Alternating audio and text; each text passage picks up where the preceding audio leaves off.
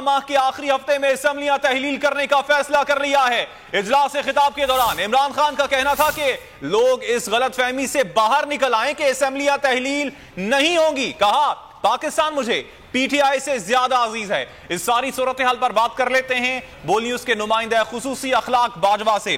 अखलाक, मुशावरती इजलास में क्या फैसले सामने आए?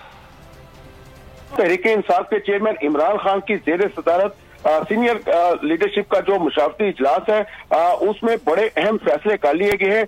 राय के मुताबिक तहरीके इंसाफ के कायदीन की जानिब से रवा माह के आखिरी हफ्ते में असेंबलियां तहलील करने का फैसला कर लिया गया है, जबकि 19 या 20 दिसंबर को लिबर्टी चौक लाहौर में एक रैली का इनेकाद किया जाएगा, जिसमें पाकिस्तान तहरीके इंसाफ के चेयरमैन इमरान खान की जानिब से बाकायदा तौर पर इसके ऐलान का भी मतवक्को है।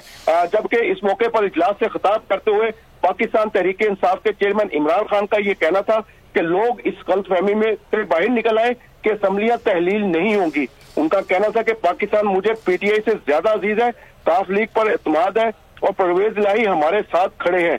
उन्होंने कहा कि परवेज इलाही ने बाकायदा तौर पर मुझे यकीन दहानी करा रखी है कि जब कहूंगा असेंबलियां तहलील हो जाएंगी। जी ठीक है, इस हवाले से तफसीलन अपडेट किया, आपका शुक्रिया।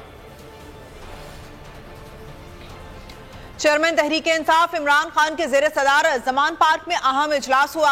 असेंबलियों की तहलील से मुतालिक मुशावरत हुई। इजलास के बाद प्रेस कॉन्फ्रेंस में शाह महमूद कुरैशी ने बताया, इमरान खान की ख्वाहिश है कि पंजाब और केपी असेंबलियों की तहलील में देर ना की जाए।